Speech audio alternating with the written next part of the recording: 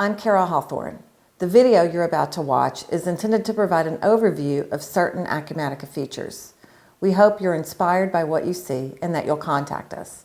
Thanks for watching. This is Carol Hawthorne with ABS, and today I'm going to walk through the full order to cash process. And so we'll look at entering an order and then how that order is shipped, how the order is invoiced, and then how we pay the order in Acumatica. So I'm on my favorites menu here, and I'm going to be working through this process as if I'm on the phone with a customer. And so we want to see how efficiently we can do this and what types of information we have available to us so that we can give the customer good information in real time. And so to enter an order, I could go to the sales order menu. I'm going to go to my favorites menu and select the new sales order option because I have put that on my favorites menu. And let's launch right into entering this order and selecting the customer that's on the phone. And we could enter more information in this header area by dropping this down, but for now I want to be efficient and I'm going to just select the customer and now add the item that they are interested in ordering. And so we'll select warehouse and we'll select the item that we're ordering. And today the customer is interested in ordering a hockey table. So let's find our hockey table that is available here. And this customer today wants to order 2 of these. And so we'll select that. So you'll notice my price, my unit price is $142.45 for this item. In Acumatica, you can have pricing tables and pricing structures so that the price changes based upon the quantity that the customer orders or based upon the total of the order or based upon the category of items that orders are being placed from. So there are multiple ways to configure the pricing structures in Acumatica in order to calculate the pricing. To illustrate a simple example here, if I change the order to 5, the unit price changes to $129. Today we're going to keep this at 2. And you'll notice at the bottom of the screen, the system is telling me for the warehouse that I'm in, what the on-hand quantity and the quantity available in the warehouse, as well as what's available for shipping is. So that's handy to have. We can go a little bit farther and look at the inventory summary here, and this will show us total quantities available in a little bit more detail about what we have available in this warehouse, what's allocated on sales order, etc.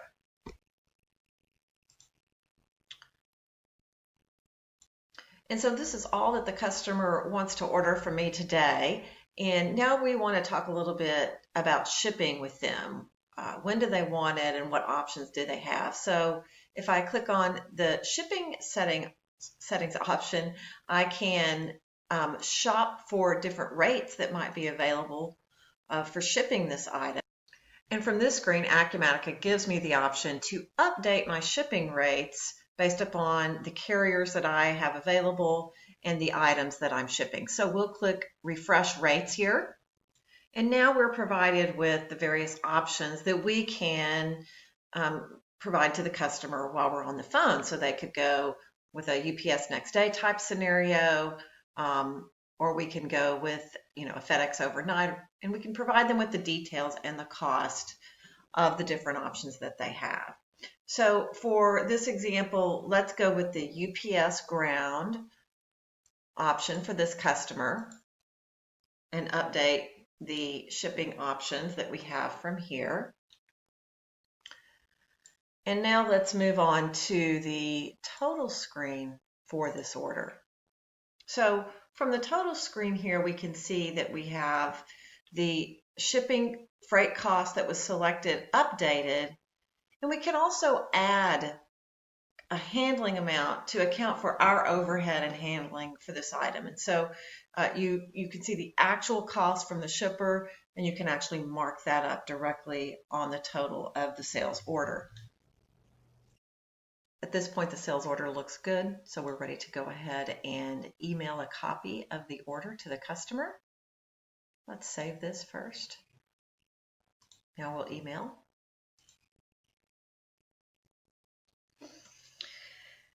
And once we've emailed a copy of the order to a customer, now you'll notice the activities updates with a little 1 here. And so what Acumatica is doing is it's actually logging the fact that we sent this email with a copy of the order to the customer. And so if we take a quick look at that, you can see here that this is now a part of the sequential history for this customer, a record that the order was sent to them. We can open this and look at it in more detail. And we can see that the actual physical copy of the PDF file is available as well on that activity for us. So now at any point in the future, whether it's next week or next month, if someone is looking at activities on this customer and trying to build a history or understand the sequence of what's been happening and when we sent this order to the customer, they'll have that information readily available. Now at this point, if the customer has sent us any additional information, perhaps a copy of their PO or some other referenceable item, some type of PDF file that we want to attach to the order for record keeping purposes, we can actually take a copy of that file and drag it in. So I have a PDF file here, and I'll just drag that into the order. I could also browse out to any directory and attach a file that way. And now I have permanently attached a copy of a relevant file that the customer provided with that order. And so now that the order is complete, the next step in the process is to create the shipment. So there are multiple ways to create shipments. If you have a person in the warehouse who's looking at all orders that need to be shipped on a particular day, there is a process shipments option in Acumatica to do that in batch. It's also possible to just create the shipment directly from the sales order. And so this is the way we're going to illustrate this process today, since we just have one sales order that we're shipping. And we'll click the Create Shipment option, and that now takes us directly to the shipping screen where we can enter shipping information for this order. So we're provided with the shipment date that we want to fill out for the order, the warehouse that we're shipping from. We'll click OK. And the first thing that we'll do from our shipping detail screen is look at what we might want to print from here. So in order to pick this item, we need to provide a picking list to our warehouse personnel. And so we'll go to the Actions button and select the Print Picking List option. And now this gives us the picking list as it's been configured for our company. And so a picking list might have different things on it depending on what we need to provide our warehouse personnel. And in this case, we've got a barcode.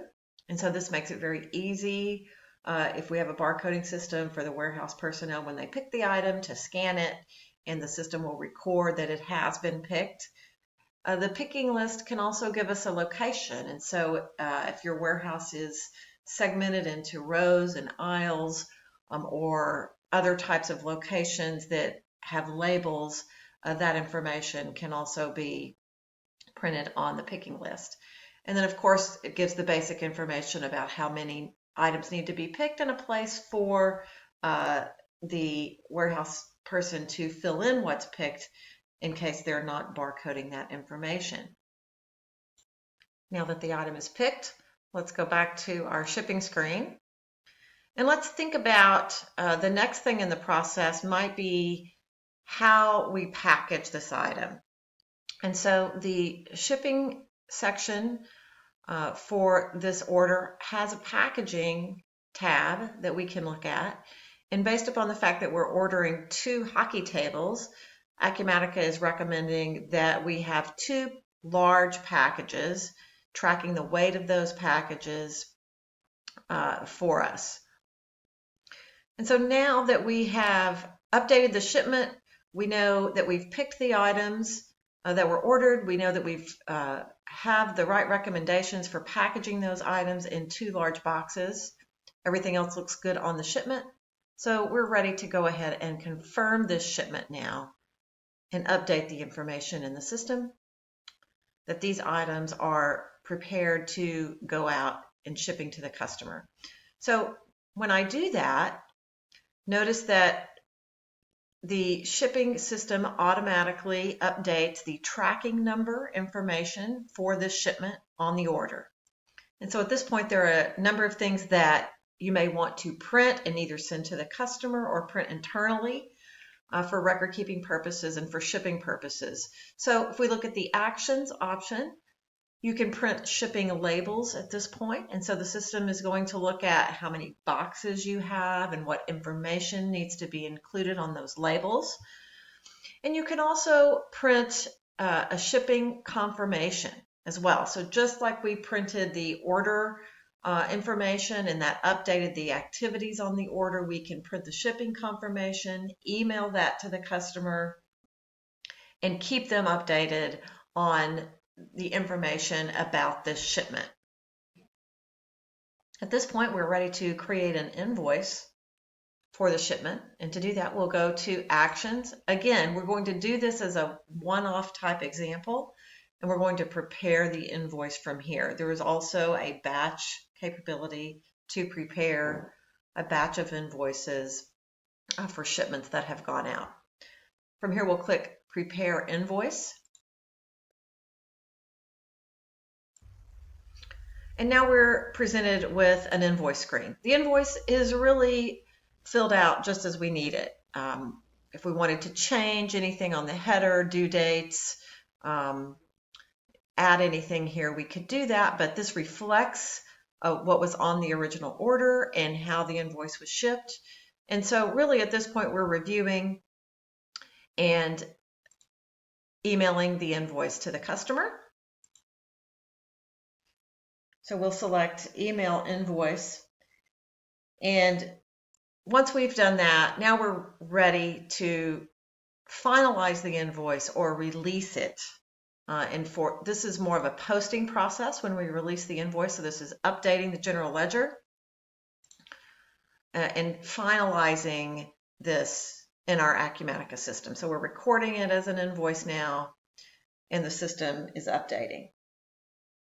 We can see the posting and how the posting affected the general ledger and how we can inquire and look back at that information while we're on the invoice record by going directly to the Financial Details tab. And from here, we can see the AR account that was affected. We can see that there was a batch number assigned once we release the invoice. We can actually drill into that from here. We could also look at that batch while we're looking at general ledger entries or general ledger reporting and drill back to the batch from those reporting options as well. Drilling from here, we can see the accounts that were debited and credited and the details related to the financial posting for this invoice. So that completes the full order, shipping, and invoice process. The remaining task that needs to be accomplished is once the customer has submitted payment, how do we process that payment in Acumatica? So let's look at that.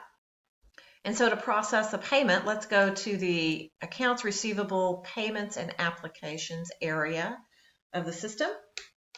And we're going to add a new payment. I'll select the customer that we want to apply payment to. I'll come back and fill in the payment amount after I load the relevant documents. I'm going to select a small date range here, so we only load the invoice that we just created, and we'll apply payment of $452.32,